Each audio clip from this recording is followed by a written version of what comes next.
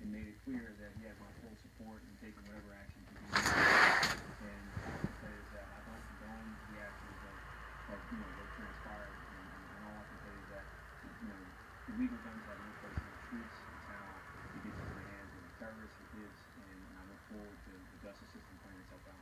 Now, I had gotten a tip, Lisa Reyes got a tip about that, I think on that Friday, and we had tried to get in touch with your office to see if a firefighter had been in trouble with the law, and we were told, no, nothing's going on. It wasn't until the Monday that we were able to confirm it. Did you know Friday when we had contacted you that this was happening? No, I did not. Did you think of something else? Honestly, there's so many things going on in the city of Mount Vernon. We have approximately 800 employees. It's hard to tell sometimes when the inquiries come in. Things do get lost in translation, but I can tell you that the personnel matter was handled by the commissioner. Typically, a mayor never gets involved in personnel matters, but since it was a relative, it was important to me and to my administration to make clear that we're going to engage this issue and affirm to the public that we're going to demonstrate that we're going to be transparent across the board. The toughest part of this has to be, though, that the crime really is the #1 issue for Mount Vernon, is it not? If you really want to step forward to be the next White Plains and sort of jump into that next level of the city, you got to get the crime under control. And this goes right to the heart of that. You've got a firefighter in charge of protecting lives, selling death on the streets of Mount Vernon. That's got to rock your world, and how do you sort of move forward from that? Well, shocking for sure, and I can tell you, as I mentioned before, I don't condone any of the actions. But I know for a fact that Bob Kelly, having been the chief investigator for the Westchester District Attorney's Office, our new judge, Janet DeFiore, the top judge, congrats to her. But he integrated 43 police departments. He's been collaborating with the FBI and DEA officials across the board on keeping Westchester safe.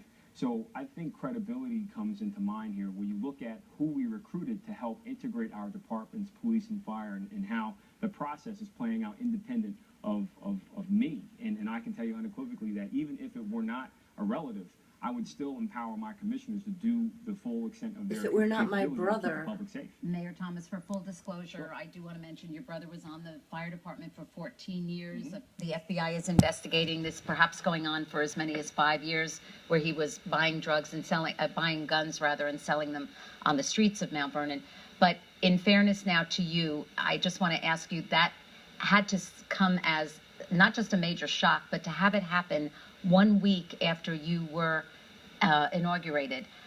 Personally, what kind of blow was that? And were you and your family able to get over it and move on, knowing that he'll be facing a trial probably in not too long a time? Well, I can tell you that any family going through an experience like this will definitely be tried. But I keep close to my faith. I find my strength through Scripture, and I can tell you that it is a deeply personal matter. I hide my ass behind Scripture Scripture. from a city standpoint. And from both vantage points, I am genuinely conflicted. So I can tell you unequivocally that that's the main reason why I empower my commissioner to take whatever actions he deemed necessary to ensure the public is safe. And I'm hoping that the justice system works itself out. How's that for a non-answer? Yeah, your brother did resign, and he resigned also as union leader, even though he really wasn't serving in that. So we appreciate you being so candid on that. But there are Candid? topics That's to what you move call on to, that? and I do want to talk just a little bit more about the crime issue in Mount Vernon, because anyone who watches News 12 knows that there've been shootings. There's been black on black crime in Mount Vernon, which is probably the most serious. Drugs, gangs, guns, it's all there. How are you going to tackle those specific problems? One by one, and I can tell you that by communicating and collaborating, we can really make a difference. For example, seniors, people, no matter where you live, you want a safe environment. So my goal, my objective is to go neighborhood by neighborhood and set very simple goals. We want to make sure that the trash on the street is picked up, and the trash from transactions that occur on our corners, like you mentioned, guns and drugs on the corners, we address that. And no matter who you talk to, homeowners on the north side, south side, east, and west, they all want the same thing, a clean, safe Mount Vernon, and that's what they're going to get. So part of it is collaborating. I've been talking to NYPD about how we can collaborate on our borders. We do know that we share a lot of concerns. Collaborating with Yonkers, I've had great productive talks with Mayor Spano, seeking how we can integrate our data and work together on tackling some of the issues, even the snow. So we're looking across the board how we can team up.